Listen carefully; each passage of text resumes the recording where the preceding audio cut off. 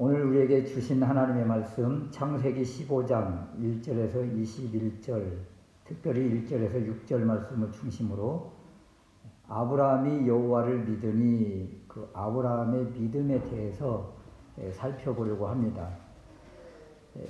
창세기 14장은 그 중동의 전쟁, 그 세계 전쟁과 같은 그런 전쟁 역사를 보여주고 있는데, 이때 아브라함의 모습이 어떤 모습이었는가 하면 람보처럼 또는 그 터미네이터처럼 용사요 장군처럼 나타났습니다. 그리고 중동 전쟁에서 승리하고 돌아가는 동방의 그돌라오멜 그 연합군, 그 엄청난 대군을 쳐서 물리치고, 그리고 끌려가는 그 포로와 전리품을 그 아브라함 식구들이 가서 다 되찾아왔어요. 어떻게 이런 일이 가능한가, 이런 거죠. 그래서 이 모습을 바라보고 하나님이 하셨습니다, 이 말 외에는 달리 설명할 방법이 없어요. 그리고 바로 이어서 오늘 말씀 15장인데, 이 15장의 말씀은 14장과 너무도 다른 모습의 아브라함의 모습, 또는 본래의 그 아브라함의 모습을 우리에게 지금 보여주고 있는 것입니다. 1절 말씀에 이후가 언제입니까? 그 중동 전쟁에서 놀랍도록 승전보를 올린 그 다음에 어떤 일이 벌어지고 있는가? 여호와의 말씀이 이상 중에 아브라함에게 임하여 가라사대 아브라함아 두려워하지 마라, 이 말씀을 지금 주시는 거예요. 전쟁 이후 아브라함의 현재 상태가 두려움에 떨고 있다는 것을 보여주고 있는 거죠. 그렇다면 어떤 두려움인가, 이런 거예요. 지금 동방에 엄청난 연합군을 아브라함 그 식구들을 데리고 가서 쳐서 물리치고 돌아왔으니, 그 동방의 그 엄청난 징기스칸과 같은 그 그돌라오멜 그 군대가 또 특공대를 보내서 아브라함 일가를 이렇게 치면 뭐 꼼짝없이 죽을 수밖에 없는 그런 상황이잖아요. 아브라함이 뭐 군대가 있습니까? 나라가 있습니까? 아브라함을 도와줄 그 돕는 사람이 있습니까? 그래서 아브라함이 이렇게 두려워 떨고 있는 것은 아닌가. 그래서 이러한 모습을 바라보면 두려움 가운데 있을 때 아브라함의 생각, 이런 생각이 들죠. 전쟁 끝나고 현실로 돌아오고 나니까 제정신이 돌아온 거예요. 아유, 참, 그때 내가 왜 그랬지? 그냥 모른 척 할 걸. 그런 생각이 너무 많이 들 때가 많아요. 우리가 살면서 의롭게 행동을 했다가 어떤 비난을 받거나 어떤 공격을 받을 때 괜히 내가 그냥 나섰다가 이런 어려움을 당하지. 그런 경우가 들어있거든요. 그런데 이런 모습이, 이렇게 두려워하는 모습이 성경에 그렇게 낯선 모습이 아니에요. 아브라함뿐만이 아니라는 거죠. 열왕기상 18장에 보면 엘리야 선지자가 나오는데, 갈멜산에서 바알과 아세라 선지자 85명과의 이 전투에서 엄청난 승리를 거둡니다. 하늘에서 불을 끌어내리고 3년 6개월 동안 비가 내리지 않던 그 땅에 비를 내리게 하고, 이런 놀라운 하나님의 역사를 일으킨 이 엘리야 선지자가 이세벨이 엘리야 그냥 내가 가만 안 두어? 이 한마디에 벌벌 떨고 광야로 도망가서 로뎀나무 아래에 앉아가지고 죽기를 구하는 모습. 열왕기상 19장 4절에 보면 자기가 죽기를 원하여 이르되 여호와여 넉넉하오니 지금 내 생명을 거두시옵소서, 나는 내 조상들보다 낫지 못하나이다 하고 로뎀나무의 아래에 앉아서 그냥 누워 자버립니다. 무슨 뜻이에요? 알아서 하세요, 나 잡아먹으세요 하는 그런 뜻으로 그냥 죽기를 구하고 있는 엘리야 선지자의 모습이 지금 아브라함이 두려워 떨고 있는 모습과 별반 다를 바가 없다는 거예요. 그래서 한때는 하나님의 은혜와 능력 가운데 놀라운 일을 막 종횡무진 행했다가 어느 순간에 현실로 돌아오면 이렇게 불안하고 두렵고 힘들고 어려움 가운데 빠질 수밖에 없는 현실이 참으로 믿음의 사람들의 그 인생의 사이클이 아닌가 싶기도 해요.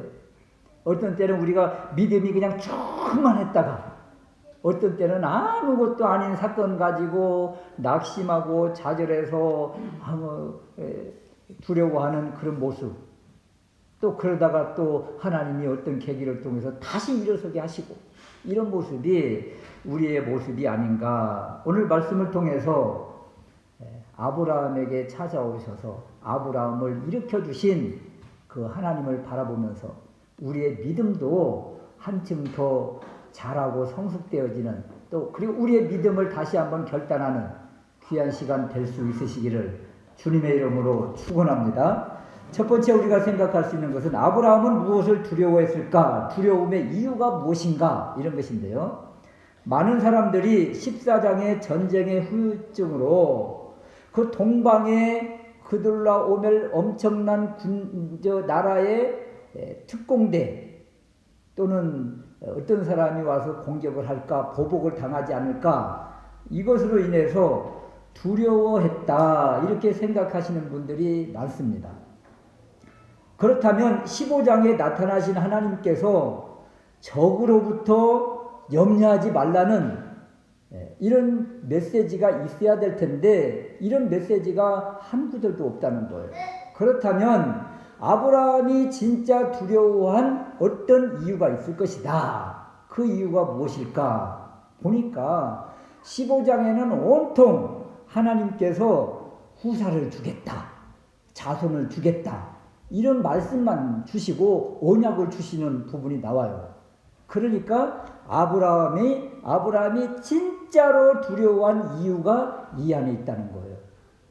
무엇이냐면 12장 2절 말씀에 내가 너로 큰 민족을 이루고, 이런 약속을 주셨어요. 아브라함을 통해서 큰 민족을 이루게 하시겠다는 하나님의 약속을 받았습니다. 또 13장 16절에서도 내가 내 자손이 땅에 티끌 같게 하리니, 아브라함에게 또 재차 하나님이 약속을 주시기를 너의 자손이 땅에 티끌만큼 많게 될 거야, 이런 엄청난 약속을 아브라함이 받았어요. 그런데 하나님이 주신 이 약속의 말씀, 언약, 하나님의 그 말씀이 자신의 삶 가운데서 실제가 되지 않는 거예요. 현실은 막막하니 아들 하나도 없는데 어떻게 아들이 자손이 땅에 티끌만게 많고 또 큰 민족을 이루게 하시겠다는 것인가? 하나님의 약속이 자신의 인생 가운데 이루어지지 않으니까 불안하고 두려운 것입니다. 재산도 있어요. 이제 땅도 조금 있어요. 종들도 318명을 데리고 전쟁에 나갈 정도니까 종들도 많이 있어요. 가축도 있고. 그러면 나는 지금 후사는 없고, 그러면 이것을 누구에게 물려줄 것인가? 상속자, 자식이 없는데. 그렇다면 피부치인 조카 롯이 나의 후계자가 될 것인가? 그렇게 생각을 했는데 롯도 떠나가고, 그래서 생각한 것이, 그래 피는 안 섞였지만 그래도 충성스러운 종이 있다, 이 다메섹 엘리에셀을 후계자로 세울까? 상속자로 세울까? 이런 생각을 하고 있는 상황이에요. 그러니까 상속자, 후계자, 자손, 후손이 없어서 불안하고 두려워하는 것입니다. 왜 불안하고 두려워합니까? 하나님이 이미 약속을 주셨는데, 하나님이 이미 말씀을 주셨는데 이것이 실제가 되지 않고 현실이 되지 않으니까, 아니 내가 지금 그동안 이 하나님 믿고 갈대아 우르에서 여기까지 왔는데, 내 인생을 던졌는데 이 하나님 말씀 붙잡고 말씀을 따라 여기까지 왔는데 말씀이 공수표처럼 아무것도 이루어지지 않으면 내가 지금 뭘 믿고 있는가? 혹시 이방인들이 섬기는 것처럼, 이방인들이 우상을 섬기는 것처럼 우상은 아무 말도 없고 응답도 없고 이루어지는 것도 없고, 아니 내가 믿는 하나님이 혹시 이런 우상처럼 이런 것 아니야 지금? 이런 불안함. 여러분들이 실제 어떤 것을 믿고 있는데 그것이 다 허상이고 아무것도 아니라고 생각이 들면 여러분 인생 헛산 것이잖아요. 그때 다가올 박탈감, 허무함, 허탈함, 이런 것이죠. 아니 내가 지금 하나님 말씀 붙잡고 여기까지 왔는데 이루어지는 것이 하나도 없어요. 약속한 말씀은 뭐 이루어질 기미가 보이지도 않고, 그래서 믿음이 흔들리게 되는 것입니다. 하나님의 약속, 언약이 물거품 되는 이 현실 속에서 믿음이 흔들리는 거죠. 지금까지 하나님 믿고 왔는데 내가 믿는 하나님, 이방인들이 섬기는 우상과 별반 다를 바가 없는 것은 아닌가? 그래서 믿음이 꺼져가는 촛불처럼 꺼지려는 이때입니다. 흔들리는 갈대처럼 믿음이 지금 흔들리고 있어요. 이것이 두려운 거예요. 신앙 믿음이 흔들릴 때 지금까지 나 믿고 따라온 사람들을 바라볼 때 뭐 증명할 것도 없고 이야기해 줄 것도 없고 자신도 모든 것 다 버리고 주님 따라왔는데 잡히는 것은 아무것도 없고, 그럴 때 기초가 흔들리는 것입니다. 여러분은 원하는 것이 뭐 이렇게 다 이루어지고 있습니까? 정말 간절히 원하는데 이루어지지 않거나 또는 반대 방향으로 흘러갈 때 여러분들의 믿음은 안녕하십니까? 믿음이 지금 계속 있어요, 안에? 에이 하면서 옛날이요 하면서 과거로 돌아가고 싶고, 그 과거 회기병에 걸린 그 이스라엘 백성들이 광야에서의 모습처럼 그때가 좋았지 하면서 옛날 그때를 추억하면서 돌아가고 싶은 마음은 또 없지 않습니까? 주님 믿고 달려왔는데 손에 잡히는 것이 없고 아무것도 없어 흔들리려고 하는 그때 주변 상황과 환경은 또 어때요? 이렇게 믿음이 흔들리는데 주변 환경마저 힘들고 어려운 거예요. 바로 14장에서 그 엄청난 나라의 그 연합군을 쳐서 그들과 원수가 됐으니 이것도 또 하나의 심리적인 요인으로 다가와서 어떤 문제가 생기면 같이 문제가 복합적으로 더 눈덩이처럼 커지게 다가오는 것이 사실이에요. 그래서 믿음도 흔들리고 후사의 문제도 두렵고, 그리고 적군마저 또 언제 자신을 공격할지 모르고, 이런 모든 것들이 복합적으로 몰려와서 불안하고 두려움 가운데 있는 아브라함의 모습, 이 모습이죠. 그래서 여러분 믿음이 한번 흔들리기 시작하면 주변 환경도 다 그렇게 보이는 거예요. 주변 환경도. 그래서 이 복합적으로 뭐 통째로 이제 인생이 흔들리는 거죠.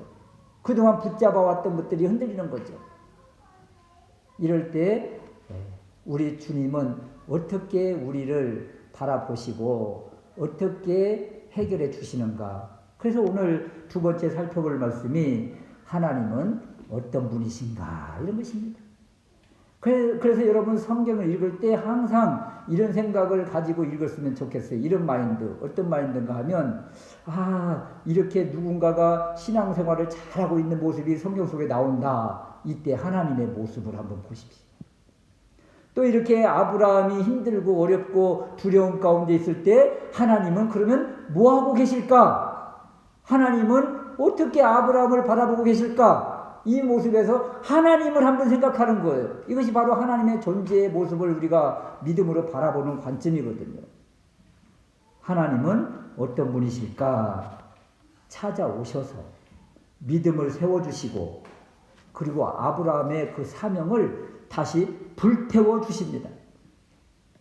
두려움 가운데 있는 아브라함에게 하나님이 찾아오십니다. 1절 말씀에 이후에 여호와의 말씀이 이상 중에, 이상은 또 다른 말로 환상입니다. 이상 중에 환상 중에 아브라함에게 임하여 가라사대 이르시되 하면서 말씀을 주십니다. 아브라함아 두려워 말라. 나는 너의 방패다.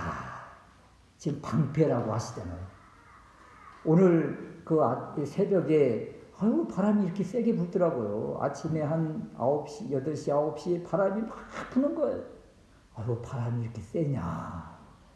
여기 이렇게 그걸 폈다가 다시 또 접고 예? 막 날아갈 것 같아요. 다.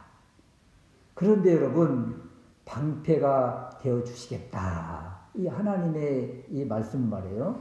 외풍을 다 막아주고 차단해 주겠다. 이런 거예요. 주변에서 막 흔들려고 합니다. 이런 것들을 다 막아주겠다. 이런 의미죠. 그리고 너의 지극히 큰 상급이니라. 이 상급이요. 상급은 소득이라고도 하고 또 선물이라고도 해요. 하나님이 친히 상급이 되어주시고 소득이 되어주시고 선물을 주시겠다. 이렇게 약속을 주시면서 불안 가운데 있는 아브라함을 평안케 해주시는 거예요. 그리고 아브라함에게 두 가지 사명과 언약을 확인시켜 주시는데 1절 말씀에 보면 이후에 여호와의 말씀이 이상 중에 아브라함에게 임하였다. 또 4절 말씀에 보면 여호와의 말씀이 그에게 임하여 가라사대. 또 5절에도 7절에도 그에게 이르시되. 하나님이 계속 말씀을 주시잖아요. 환상도 보여주시고 이상 중에 말씀도 주시고. 누구에게 이렇게 하나님께서 대화를 하십니까? 누구에게 이렇게 이상을 보여주시고 말씀을 주십니까? 구약시대의 선지자입니다. 이사야 선지자에게 눈을 열어서 하나님을 보게 하시고 하나님 보좌를 보게 하시고 또 말씀을 주셔서 기록하게 하시고 예레미야 선지자에게 내가 너를 복중에 이전부터 너를 택하여 세우노라 말씀을 주시잖아요. 에스겔 선지자의 눈을 열어서 환상을 보여주시고 이상을 보여주시고 막 끌고 다니십니다. 누구에게요? 선지자에게. 그렇다면 아브라함에게 지금 하나님께서 뭐라고 지금 직분을 주시는 거예요? 지금 너는 선지자다. 이 말씀이잖아요. 지금 이상을 보여주시고 말씀을 주시고 이렇게 하나님을 대하고 하나님과 교제하는 사람을 구약에서는 선지자라고 했습니다. 선지자들에게 하나님의 영이 임하고 환상, 이상 가운데 계시의 말씀과 비전이 임하였는데 아브라함의 이 모습이 선지자와 똑같은 이미지, 똑같은 사이클로 지금 말씀을 받고 있는 거예요. 또 창세기 20장 7절 말씀에 보면 아브라함이 글 아래 거할 때 또 아내 사례를 누이라고 했다가 빼앗기는 아픔을 겪습니다. 이때 하나님께서 그랄 왕 아비멜렉에게 꿈에 말씀하십니다. 하나님께서 이방 왕 아비멜렉에게 뭐라고 말씀하시는가 하면 그 사람의 아내를 돌려보내라. 짜시가 이 말은 없지만 그의 아내를 돌려보내라. 그는 선지자다. 이렇게 말씀을 주시는 거예요. 그러니까 하나님은 아브라함을 뭘로 생각하세요? 선지자로 생각하시는 거예요. 아브라함이 이 사명을 받은 거잖아요. 이제 나는 선지자구나. 나는 선지자구나. 이 사명을 하나님께서 이렇게 회복을 시켜 주시고 그리고 이전에 주셨던 언약들, 약속들, 말씀들 자손을 주시겠다 또 후사를 주시겠다 이 약속을 다시 구체적으로 더 확실하게 흔들리지 않도록 하나님이 다시 말씀을 주십니다. 4절 후반절 말씀인데요. 내 몸에서 날짜가 내 후사가 되리라. 롯도 아니야. 종 엘리에셀도 아니야. 그러면서 네 몸에서 날짜가 내 후사가 되고 상속자가 되리라. 그러면서 5절 말씀에 그를 이끌고 밖으로 나가 실물 교육을 직접 시켜주십니다. 우리 하나님 너무 세밀하신 분 아니세요? 이렇게 말씀만 주면 또 잃어버릴까봐 말이죠. 직접 데리고 나오셔서 아브라함을 데리고 나오셔서 하늘을 보게 하죠. 하늘을 우러러 무뼈를 셀 수 있나 보라. 또 그에게 이르시되 내 자손이 이와 같으리라. 엄청난 복을 지금 하나님께서 아브라함에게 허락해 주시는 거예요. 그런데 여러분 여기에 이 5절 말씀 속에서 이제 비밀이 엄청난 비밀이 이제 숨겨져 있는 거예요. 우리는 이 5절 말씀을 바라볼 때 5절 말씀을 한번 볼까요? 그를 이끌고 밖으로 나가 가라사대 하늘을 우러러 무뼈를 셀 수 있나 보라. 또 그에게 이르시되 내 자손이 이와 같으리라. 여러분 이 5절 말씀은 특별히 문법적으로도 살펴보고 여러 부분으로 살펴봐야 되는데 여기에 별이 이렇게 아브라함이 하늘을 바라보면서 별을 보면 별이 많아요, 안 많아요? 자, 별들이 많죠. 그러면 뭐라고 말씀을 주셔야 되는가 하면 너의 후손, 너의 자손이 이렇게 별들처럼 또 내 자손이 이와 같으리라. 별들처럼 자손이 후손이 많으면 자손들 이렇게 복수로 말씀을 주셔야 문법적으로 맞다는 이야기예요. 모든 상황상. 그런데 하나님은 이 말씀을 성경에서는 어떻게 지금 풀어내고 있는가 하면 별이 단수예요.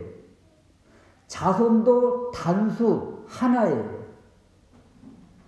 우리가 생각할 때 말이에요. 아브라함의 자손이 하늘의 별처럼 땅의 모래처럼 티끌처럼 이렇게 많다는 이 의미를 많이 생각하는데 하나님이 아브라함에게 콕 찍어서 주시는 말씀은 별 하나, 자손 한 명, 이것을 얘기하시는 거예요. 그렇다면 우리는 이렇게 생각을 해요. 아, 그러면 아브라함의 아들 한 명 이삭을 말하는가? 그래서 이 구절을 해석할 때 혼란을 가져와요. 그런데 혼란하지 않도록 신약의 그 사도 바울이 이 구절을 해석해 주셨어요. 이건 제 해석이 아니라 사도 바울의 해석이고 성경의 해석이기 때문에 이것이 바로 하나님의 뜻입니다. 갈라디아서 3장 16절 말씀인데 갈라디아서 3장 16절에 이 약속들은 아브라함과 자손에게 말씀하신 것인데 여럿을 가리켜 그 자손들이라 하지 아니하시고 오직 한 사람을 가리켜 내 자손이라 하셨으니 이 한 사람이 누군가 곧 그리스도시다. 여러분 아브라함에게 지금 그리스도를 지금 계시해 주시는 거예요. 이상 중에 나타나신 하나님께서 아브라함에게 누구를 지금 계시해 주신다고요? 그리스도 한 분. 아브라함이 누구를 믿었다고요? 그리스도를 품을 것을 그리스도를 믿은 거예요. 그리스도를. 그래서 1절 말씀이 이제 다시 해석돼야 되는데 나는 너의 방패요 너의 지극히 큰 상급이니라. 무엇을 지켜주시고 무엇이 상급인가? 무엇이 소득이고 무엇이 선물인가? 주님이 아브라함의 후손으로 오는 모든 과정 모든 것들을 지켜주셔서 종국에 그리스도가 오게 하실 것이다. 이것이 바로 하나님의 방패로 지켜주시는 것입니다. 여러분, 그리스도가 오는 길이 얼마나 험난했습니까? 애굽에서 남자들이 다 죽어갈 때 어린아이들, 이것이 바로 사탄의 방해입니다. 그리스도 후손이 오지 못하도록 어떻게든 진멸하려고 하는 사탄의 작전이었던 거예요. 우리 주님 오실 때 헤롯 왕이 어떻게 하던가요? 2살 아래의 사내 아이들을 다 죽이라고 하잖아요. 베들레헴에 있는 아이들을. 왜요? 그리스도 후손 나오지 못하도록. 그런데 하나님께서 아브라함에게 약속해 주셨잖아요. 방패로 보호하시겠다. 끝까지 보호하셔서 예수 그리스도 이 땅에 오게 하시잖아요. 아브라함에게 하나님 자신이 선물이 되어 주시겠다 약속을 주셨잖아요. 이것을 아브라함이 믿은 것입니다. 자신에게 하나님이 오시고 자신을 통하여 그리스도가 오실 것이며 이 그리스도를 믿는 것을 하나님이 바라보시고 그 유명한 선언을 하신 거예요. 어떤 선언이요? 6절 말씀입니다. 아브라함이 여호와를 믿으니 여호와께서 이를 그의 의로 여기시고, 여기에 아브라함의 믿음을 하나님께서 지금 의롭다고 하시잖아요. 여러분, 우리는 어떤 사람이에요? 믿음으로 의롭게 된 사람이거든요. 믿음으로 의롭게 된 사람. 어떤 믿음? 바로 이 아브라함의 믿음을 우리가 품어야 되는 것입니다. 아브라함의 믿음. 믿음이 흔들리는 아브라함의 믿음을 하나님이 세워주시고 하나님이 보호하시고 사명을 풀릴 듯 일으켜 주신 분 하나님이십니다. 이 말씀을 우리에게 적용하면 이렇게 되는 거예요. 갈라디아서 또 똑같이 3장 7절 말씀에 아브라함이 하나님을 믿음에, 바로 이 말씀이거든요. 바로 이 사건이에요. 아브라함이 하나님을 믿음에 그것을 그에게 의로 정하셨다 함과 같으니라. 그런즉 믿음으로 말미암은 자들은 아브라함의 자손인 줄 알지어다.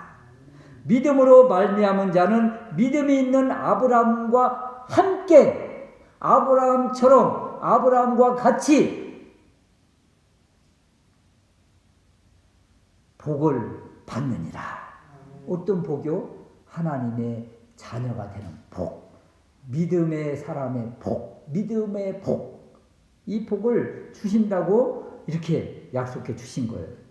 믿음으로 하나님의 백성이 되는 것이고 믿음으로 의롭게 되는 것입니다.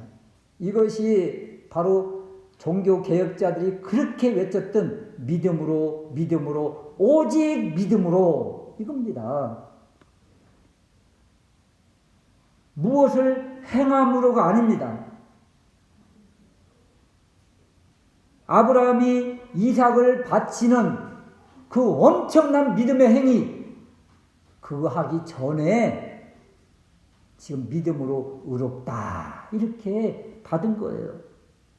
율법이 생기기도 전에, 모세를 통해서 율법이 주어졌는데 율법이 생기기도 전에 이미 의롭다함을 받은 거예요. 그래서 우리도 아브라함처럼 이 믿음을 소유하면 율법을 행하지 못할지라도, 또 아브라함처럼 엄청난 헌신, 믿음의 모습을 보이지 못할지라도, 그리 아니할지라도, 일을 하지 않을지라도 우리 주님이 의롭다 이렇게 우리를 말씀해 주시는 거예요. 여러분, 자녀들 다 있잖아요. 자녀들이 조금 방장한 행동을 했다고, 말을 안 듣는다고 뭐 호적에서 파내니 뭐 어쩌니 별 말들을 하지만 실제로 그런 부모가 어디가 있습니까? 말은 그렇게 하지만 여전히 내 자녀죠. 하나님이 우리를 이렇게 바라보시는 거예요. 아브라함처럼 아브라함의 믿음을 가지면 말입니다. 세 번째 우리가 생각할 수 있는 말씀은요, 자손의 언약을 이렇게 주시고 그 다음 하나님이 땅도 약속해 주십니다. 우리가 이제 좋아하는 땅이잖아요. 땅, 세상 것. 이것도 약속을 주세요. 7절 말씀에 나는 이 땅을 나는 이 땅을 내게 주어 업을 삼게 하려고 너를 갈대아 우르에서 이끌어낸 여호와로라. 여러분 이제 후손 약속을 주셨잖아요. 그 다음 땅을 약속을 주십니다. 넓게는 하나님의 왕국, 하나님 나라지만 아브라함이 생각할 때는 이 가나안 땅을 말하는 거죠. 너를 갈대아 우르에서 이끌어서 이곳을, 이 땅을 너에게 주겠다. 땅의 약속이에요. 그러면 이제 아브라함의 믿음이 드러났잖아요. 이제 하나님으로부터 의롭다함을 받았잖아요. 그러면 8절 말씀에 아멘 하고 끝내야 되는데 아브라함이 또 이 말을 해요. 주 여호와여, 내가 이 땅으로 업을 삼을 줄 무엇으로 압니까? 증거가 있으니까. 사람이 이래요. 사람이 확실하게 뭘 받고 싶어 해요. 그래서 하나님은 더 큰 확신을 주십니다. 그 약속이 바로 횃불 언약이에요. 그래서 이 횃불 언약은 이제 땅과 자손과 관련된 모든 것을 통틀어서 아브라함 언약 할 때 횃불 언약 이렇게 이야기를 하는데 9절에서 10절 말씀에 보면 나를 위하여 3년 된 암소와 3년 된 암염소와 3년 된 수양과 산비둘기와 집비둘기 새끼를 취할지니라. 그래서 아브라함이 이 재물들을 다 취하고 이제 딱 갈라서 중간을 쪼개고 이렇게 짐승을 잡았다는 거잖아요. 재물을 잡아서 쪼개고 그리고 마주 놓고 새는 작으니까 쪼개지 않고 죽인 상태로 재물을 딱 진열을 해놓습니다. 여러분 이 모습이 아브라함 시대 고대 근동 지역에서 계약 언약을 할 때 일반적인 당시대 문화입니다.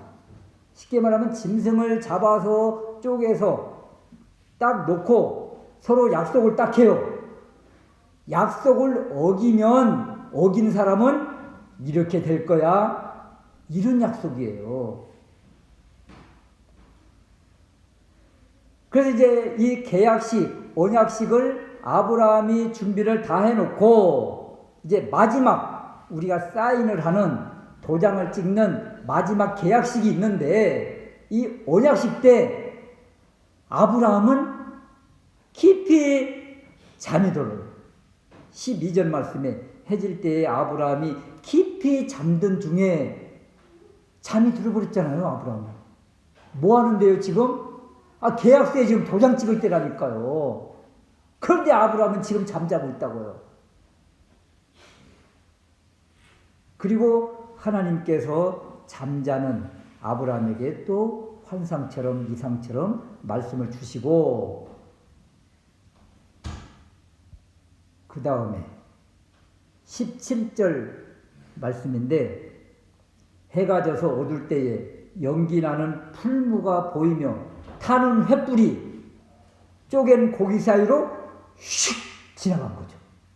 횃불이 지나간 거예요. 여기에 연기 또 횃불 이것은 바로 하나님의 임재를 상징합니다.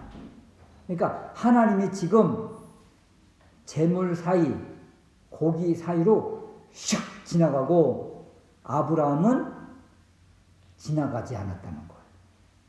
그래서 이 계약을 이 언약을 일방적인 계약이다 이렇게 이야기를 해요.